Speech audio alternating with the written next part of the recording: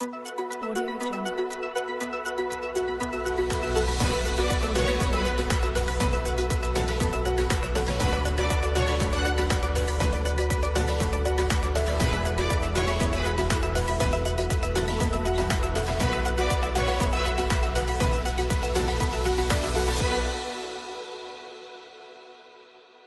Covid के बढ़ते संक्रमण को देखते हुए लखनऊ समेत अधिकतर जिलों में विद्यालयों में मास्क अनिवार्य कर दिया गया है। प्रदेश के सभी स्कूल में हैंड वॉश, हैंड सैनिटाइजर किए जाने के बाद ही विद्यार्थियों को प्रवेश दिए जाने के निर्देश दिए गए हैं। आदेश में कहा गया है कि किसी छात्र, शिक्षक या कर्मचारी में यदि बुखार, खांसी, जुकाम आदि से संबंधित लक्षण दिखाई देते हैं तो उनको मेडिकल हेल्प सुनिश्चित करने के साथ घर पर ही सुरक्षित रहने की व्यवस्था की जाए। अपर मुख्य सचिव आराधना शुक्ला ने इस बारे में शासनादेश जारी कर दिया है। आदेश के अनुसार लखनऊ के अलावा एनसीआर क्षेत्र के गौतम बुद्ध नगर, मेरठ, गाजियाबाद, हापुड़, बागपत व बुलंदशहर के सभी विद्यालयों में शिक्षकों, विद्यार्थियों और अन्य कर्मचारियों के लिए मास्क अनिवार्य कर दिया गया है। इसके साथ ही कोविड के बचाव के लिए सभी विद्यार्थियों के वैक्सीनेशन के लिए विशेष अभियान चलाने के निर्देश दिए गए हैं।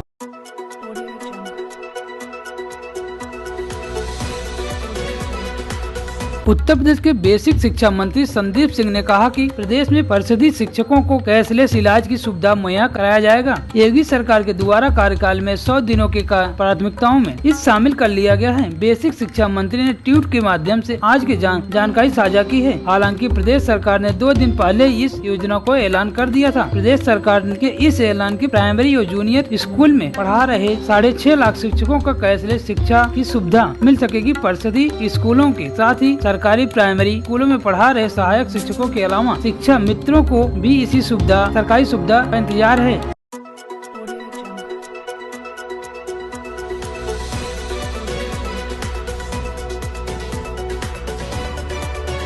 यूपी में 1 लाख और उससे अधिक आबादी वाले शहरों में अब 24 घंटा बिजली मिलेगी। प्रदेश सरकार ने कहा कि बिजली वितरण कंपनी को इस आदेश का पालन अगले 5 साल में सुनिश्चित करना होगा। इसके अलावा महानगरों व शहरों को नो डिपिंग जोन भी बनाने का निर्देश दिया गया है। इसकी निगरानी राज्य विद्युत नियामक आयोग करेगा। प्रावधान किया गया है। केंद्रीय विद्युत मंत्रालय ने विद्युत उपभोक्ता अधिनियम 2020 के संशोधन करके यह प्रावधान किया गया है। यह संशोधन 21 अप्रैल को अधिसूचना जारी होने के साथ ही प्रभावित हो गया है।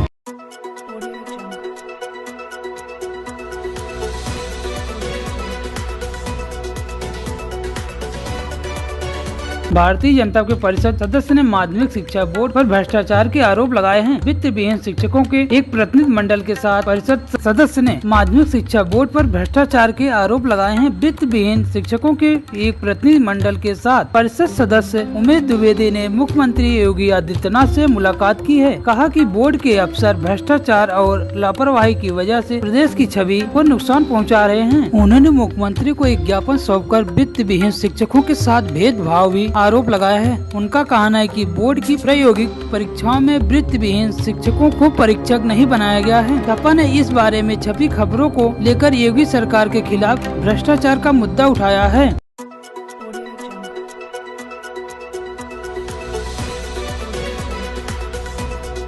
मथुरा की सांसद हेमा मालिनी ने एक रिकॉर्ड कायम किया है। उन्होंने 7 दिनों के भीतर कुल 401 किलोमीटर की यात्रा पर ब्रज क्षेत्र की 84 कोस की यात्रा पूरी की है। बीजेपी सांसद की इस यात्रा का मकसद इस रूट पर आने वाले दिक्कतों का अध्ययन था। प्रदेश की सरकार ब्रज क्षेत्र में पर्यटन विकास की संभावनाओं को बढ़ाना चाहती है और इस लिहाज से यह यात्रा अहम मानी जा रही है। बीजेपी सांसद ने ब्रज के 84 कोस यात्रा की शुरुआत यमुना किनारे स्थित देवराहवा बाबा के आश्रम के 17 अप्रैल से 23 अप्रैल के बीच सांसद ने इस क्षेत्र के बीजेपी सांसद ने ब्रज की 84 कोस यात्रा की शुरुआत यमुना किनारे स्थित देवराहवा बाबा के आश्रम से की। 17 अप्रैल से 23 अप्रैल के बीच सांसद ने इस क्षेत्र के 44 गाँव का भ्रमण कर 32 पांडव स्थल के दर्शन किए। उम्मीद की जा रही है कि सांसद की रिपोर्ट के आधार पर इस क्षेत्र में यात्री सुविधाओं का विकास किया जाएगा।